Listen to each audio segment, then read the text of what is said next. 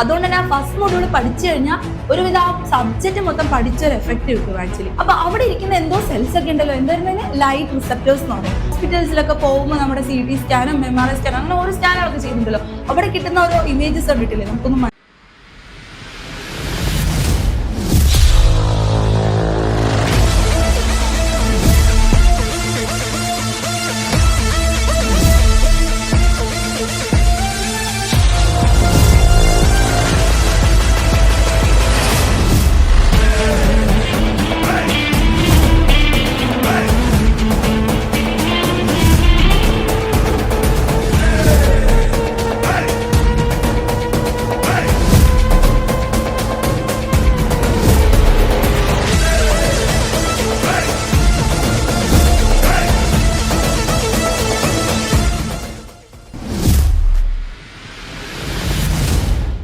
Hello everyone, നമ്മൾ ഇന്ന് നോക്കാൻ പോകുന്നത് KTUവിന്റെ S6-ലെ ഡിപ്പ് എന്ന് പറഞ്ഞ സബ്ജക്റ്റ് ആണ്. Dip digital image processing.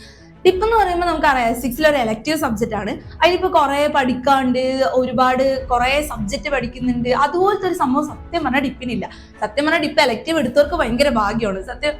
അതിനകത്താണെങ്കിൽ നമുക്ക് ആകെ പഠിക്കുന്ന ആ ഫസ്റ്റ് മൊഡ്യൂളിലെ കുറെ ടോപ്പിക്സ് ഉണ്ട്.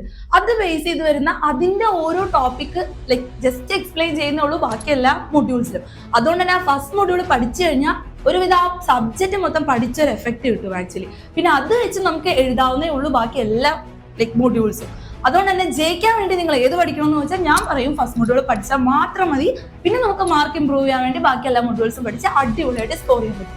സോ ഫസ്റ്റ് മൊഡ്യൂളിൽ പറയുവാണെങ്കിൽ മെയിൻ ആയിട്ട് ഡിജിറ്റൽ ഇമേജ് പ്രോസസ്സിംഗ് ഇത്രയാണ് അതിലും പഠിക്കാനുള്ളൂ. നമുക്കൊരു ഇമേജ് കിട്ടുമ്പോൾ അതിനെങ്ങനെ പ്രോസസ്സ് ചെയ്ത് എങ്ങനെ അടിപൊളിയാക്കി അതിനൊന്നിങ്ങനെ ഡിജിറ്റൈസ് ചെയ്യാം. ഇതിന്റെ പല മെത്തേഡ്സും അതിന് വരുന്ന സ്റ്റെപ്പുകൾ, എന്ത് ചെയ്യുമ്പോഴും ഒരുപാട് പ്രൊസീജിയേഴ്സ് ഉണ്ടല്ലോ, എങ്ങനെ അതിനാക്കി എടുക്കാമെന്ന് ഒരുപാട് സ്റ്റെപ്പ് കാണുമല്ലോ. ഇതന്നെയാണ് ഇതിൽ പറയുന്നുള്ളൂ. ഓരോ സ്റ്റെപ്പുകളും അതിൽ എന്ത് ചെയ്യണം, എന്തൊക്കെ നമ്മുടെ ചുറ്റുപാടും ഇതിന് ഉപകാരമുണ്ട്, എവിടേക്ക് യൂസ് ചെയ്യുന്നുണ്ട്. ഡിജിറ്റൽ ഇമേജ് പ്രോസസ്സിംഗ് എന്ന് പറഞ്ഞിട്ട് പേടിക്കണ്ട. സത്യം പറഞ്ഞാൽ നമ്മുടെ ഈ ഹോസ്പിറ്റൽസിലൊക്കെ പോകുമ്പോൾ നമ്മുടെ CT സ്കാനും MRI സ്കാനും അങ്ങനെ ഓരോ സ്കാനുകളൊക്കെ ചെയ്യുന്നുണ്ടല്ലോ, അവിടെ കിട്ടുന്ന ഓരോ ഇമേജസ് കണ്ടിട്ടില്ലേ, നമുക്കൊന്നും മനസ്സിലാവാത്ത കുറേ ഗ്രാഫുകൾ, ഇതൊക്കെ തന്നെയാണ് ഡിജിറ്റൽ ഇമേജസ്. അപ്പൊ സാധാ ഇമേജസ് നമ്മൾ കാണുമ്പോൾ അതിനെ ഡിജിറ്റൈസ് ചെയ്യാൻ പറ്റുമോ, അതാണ് ഇവിടെ പറയുന്നത്. എങ്ങനെ അങ്ങനെ ആക്കിയെടുക്കാം, അതുകൊണ്ട് നമുക്ക് വല്ലതും മനസ്സിലാവോ ഇല്ല. അപ്പൊ അതിന്റെ കാര്യങ്ങളെ കുറിച്ചും എന്തൊക്കെയാണ് അവിടെ നടക്കുന്ന കാര്യങ്ങൾ, എഞ്ചിനീയറിംഗ് ആണല്ലോ നമ്മൾ പഠിക്കുന്നത്, അപ്പൊ അതൊക്കെ കണ്ടാൽ മനസ്സിലാക്കാൻ വേണ്ടി സെറ്റ് ആകുന്ന ഒരു സബ്ജക്റ്റ് ആണ് ഡിജിറ്റൽ ഇമേജിംഗ് പ്രോസസ്സിംഗ്. ഇത് ഏറ്റവും സിമ്പിൾ ആയി പറയുന്നതാണ് നമ്മുടെ first module. So first module വൃത്തിക്ക് പഠിച്ചു കഴിഞ്ഞാൽ ടോപ്പിക് പഠിച്ചു കഴിയും, ആ സബ്ജക്ട് പഠിച്ചു കഴിയും, ആ തലവേദന മാറ്റി വയ്ക്കാം, ബാക്കി എല്ലാ സബ്ജക്റ്റും നമുക്ക് ക്ലിയർ ആയി നോക്കുകയും ചെയ്യാം. സോ ഡിജിറ്റൽ ഇമേജ് പ്രോസസ്സിംഗ് നമ്മുടെ ചുറ്റുപാടും കാണുന്ന എല്ലാ സബ്ജക്ട് വസ്തുക്കളും എല്ലാ ഇമേജസും അനലോഗ് ആയിട്ട് കാണുന്ന ക്ലോസ് ലൂപ്പായി കാണുന്ന നമ്മുടെ ഇമേജസ് മൊത്തം ഡിജിറ്റലൈസ് ചെയ്യണം. ഡിജിറ്റലൈസ് ചെയ്ത് നമുക്ക് അതിനെ കാണുമ്പോൾ അതിന് കുറെ ടേംസ് ഉണ്ട്. അത് പെട്ടെന്ന് അങ്ങ് പിടിച്ച് ഡിജിറ്റലൈസ് ചെയ്യാൻ പറ്റുമോ ഇല്ല. അപ്പൊ അതിനെന്താ ഓരോ സ്റ്റെപ്പുകൾ. ആദ്യം നമ്മളൊരു ഇമേജ് ക്യാപ്ചർ ചെയ്തെടുത്ത് അതിനെന്ത് ചെയ്യണം, അതിന് കുറെ പ്രശ്നങ്ങൾ ഉണ്ടാവും, അതിനൊന്ന് എൻഹാൻസ് ചെയ്യണം, അതിനെ കുറച്ചൊന്ന് ഭംഗിയാക്കണേ. നമ്മളിപ്പോ ഫോട്ടോ എടുത്തു കഴിഞ്ഞാൽ നോക്കുമ്പോൾ എന്താ നമ്മുടെ നമ്മൾ നേരെ അങ്ങ് കൊണ്ട് ഇൻസ്റ്റയിൽ സ്റ്റോറി ഇടില്ലല്ലോ, നമ്മൾ എന്ത് ചെയ്യും, ഒന്ന് ഫിൽറ്റർ ഒക്കെ അടിച്ച് ഒന്ന് സെറ്റപ്പ് ആക്കൂലേ. ഈ പരിപാടി തന്നെ ചെയ്യുന്നത്. ഇമേജ് എടുക്കുന്നു, അതിനകത്ത് കുറച്ച് എൻഹാൻസ് ചെയ്തൊന്ന് സെറ്റ് ആക്കി എടുക്കുന്നു, അത് വേണ്ടാത്ത നോയ്സും ഡിസ്റ്റോർഷനും ഒക്കെ കയറി പിടിച്ച് കാണും, അത് മൊത്തം ഒന്ന് കളയുന്നു. എന്ത്, നമ്മൾ റീസ്റ്റോർ ചെയ്ത് നമ്മുടെ പഴയ ഇമേജിനെ റീസ്റ്റോർ ചെയ്തെടുത്ത് സെഗ്മെന്റ് ചെയ്ത് എന്തെങ്കിലും ആവശ്യങ്ങളുണ്ടെങ്കിൽ അതിനുവേണ്ടി സെഗ്മെന്റ് ചെയ്ത് എന്തെങ്കിലും ഫീച്ചേഴ്സ് നമുക്ക് സ്പെസിഫൈ ചെയ്ത് നോക്കുകയാണെങ്കിൽ ആ ഫീച്ചറൊക്കെ ഒന്ന് എക്സ്ട്രാക്ട് ചെയ്തെടുത്ത് അതിനനുസരിച്ച് നമ്മളൊന്ന് സെറ്റ് ചെയ്തെടുത്ത് അതിനൊന്ന് ഡിജിറ്റൈസ് ചെയ്തു. ഇങ്ങനെ നമ്മൾ നമ്മുടെ ഡിജിറ്റൈസ്ഡ് ആയിട്ട് ഇമേജ് സെറ്റ് ചെയ്തെടുക്കുന്ന ഡിഫറെന്റ് സ്റ്റെപ്സ് ആണ് ഇപ്പൊ ഞാൻ ജസ്റ്റ് ഒന്ന് പറഞ്ഞത്. ഈ ഒരു സ്റ്റെപ്സ് മൊത്തത്തിലാണ് നമ്മുടെ ഈ ഒരു മൊത്തം സബ്ജക്ട് കണ്ടിന്യൂ ചെയ്യുന്നത്. അതിന്റെ എല്ലാത്തിന്റെ ഒരു ഇൻട്രോ ആണ് നമ്മുടെ ഫസ്റ്റ് മൊഡ്യൂൾ. ഓക്കെ, ഇതിനകത്ത് നമ്മൾ നെക്സ്റ്റ് നോക്കാൻ പോകുന്നത് ഇതിലെ ഡിഫറെന്റ് പ്രൊസീജിയേഴ്സ് പറഞ്ഞല്ലോ. അതിനകത്ത് ആദ്യം നമുക്കൊന്ന് ജസ്റ്റ് നോക്കാം. നമ്മളൊരു സാധനം കാണുന്നു, അപ്പൊ എന്താണ്ടാവുന്നത്, ആ സാധനത്തിൽ നിന്ന് ഒരു ലൈറ്റ് റിഫ്ലക്ട് ചെയ്ത് നമ്മുടെ കണ്ണിലൂടെ ഇറങ്ങി പോകുന്നില്ലേ, ഏത് കൂടെ ലെൻസ് വഴി ഉള്ളിൽ പോകും. നമ്മൾ പഠിച്ചു ഉള്ളിൽ എന്താ കുറെ ലെയേഴ്സ് ഉണ്ടെന്ന്. ഏതൊക്കെയായിരുന്നു, സ്ക്ലീറ, കൊറോയിഡ്, റെറ്റിന. ഇതിൽ ഏത് ലെയറിലാണ് പോയി തട്ടുന്നത്, റെറ്റിന ലെയറിൽ തട്ടും. റെറ്റിന ലെയർ എന്ന് പറഞ്ഞാൽ ഉള്ളിൽ ഫുൾ ആയിട്ട് കവർ ചെയ്ത് കിടക്കുന്ന ലെയർ അല്ലേ. അവിടെ എല്ലായിടത്തും പോയി ഇമേജ് പതിയോ ഇല്ല, ഒരു പ്രത്യേക പോയിന്റിലായിരിക്കും ഇമേജ് പതിയില്ല. ആ പോയിന്റിന്റെ പേര് എന്തായിരുന്നു, ഫോവിയ. ആ പോയിന്റിൽ പതിഞ്ഞാൽ തന്നെ നമുക്ക് മനസ്സിലാവും കാര്യം എന്താന്ന് ഇല്ല. അപ്പൊ നമുക്ക് എന്താ, ബ്രെയിനിലോട്ട് കൊടുക്കണം. അപ്പൊ അവിടെ ഇരിക്കുന്ന എന്തോ സെൽസ് ഒക്കെ ഉണ്ടല്ലോ, എന്തായിരുന്നു, ലൈറ്റ് റിസപ്റ്റേഴ്സ് എന്ന് പറയും. ആ സെൽസ് എന്ത് മനസ്സിലാക്കും, ഈ വരുന്ന ഒബ്ജക്ട് ഏതാണെന്ന് മനസ്സിലാക്കി അവിടെ നിന്നൊരു സിഗ്നൽസ് പ്രൊഡ്യൂസ് ചെയ്യും. ആ സിഗ്നൽസ് എങ്ങോട്ട് കൊടുക്കും, നമ്മുടെ ബ്രെയിനിലോട്ട് കൊടുക്കും. ബ്രെയിൻ ഇത് എന്താണെന്ന് മനസ്സിലാക്കിയിട്ട് ആ ഒബ്ജക്ട് ഏതാണെന്ന് ഐഡന്റിഫൈ ചെയ്യും. അങ്ങനെ നമ്മൾ എങ്ങനെ ഓരോ കാണുന്ന ഒബ്ജക്റ്റും എന്താണെന്ന് മനസ്സിലാക്കുന്നത്.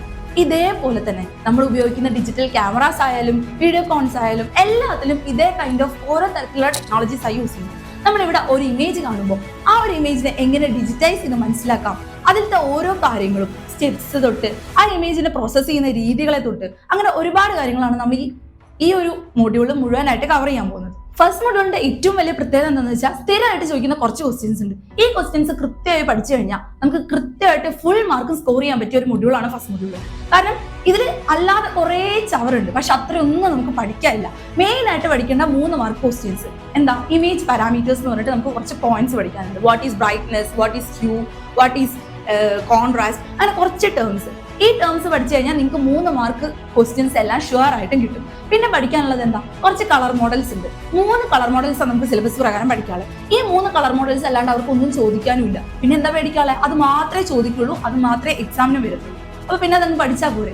ഇത്രയും പഠിച്ചു കഴിഞ്ഞാൽ ഒരുവിധം ഒരു essay ക്വസ്റ്റ്യനും ഒരു 3 മാർക്ക് ക്വസ്റ്റ്യനും പിടിക്കാനുള്ളതായി. പിന്നെ എന്ത് വേണം, പിന്നെ കുറച്ച് ബേസിക് ആയിട്ടുള്ള സ്റ്റെപ്സ്, കുറച്ച് ബ്ലോക്ക് ഡയഗ്രംസ്. ഇപ്പൊ പറഞ്ഞ പോലെ കണ്ണിൽ കൂടെ നമ്മൾ കാണുന്ന സാധനങ്ങൾ ഇങ്ങനെ മനസ്സിലാക്കുന്നു. അതേപോലെ കുറച്ച് വീഡിയോ കോൺ ക്യാമറാസും അതുപോലെ ഡിജിറ്റൽ ക്യാമറാസിന്റെയും വർക്കിംഗ്. ഇത്രയും പഠിച്ചു കഴിഞ്ഞാൽ മൊഡ്യൂൾ കംപ്ലീറ്റ് ആയി. ഇത്രയും സിമ്പിൾ ആയിട്ടുള്ള മൊഡ്യൂൾ പെട്ടെന്ന് ഒരു 1/2 മണിക്കൂർ 1 മണിക്കൂർ ശരിക്കും ഇരുന്ന് കഴിഞ്ഞാൽ ഒരു വീഡിയോ കൊണ്ട് മനസ്സിലാക്കാവുന്നേ ഉള്ളൂ. ഓക്കെ, അപ്പൊ നമ്മൾ ഇത്രയും നേരം പറഞ്ഞ ടോപ്പിക്സ് എല്ലാം ജസ്റ്റ് ഒന്ന് നമുക്ക് നോക്കിയിട്ട് പോകാം. അതിന് മുമ്പ് ലൈക്ക് ചെയ്യണം, സബ്സ്ക്രൈബ് ചെയ്യണം, ഷെയർ ചെയ്യാൻ മറക്കല്ലേ.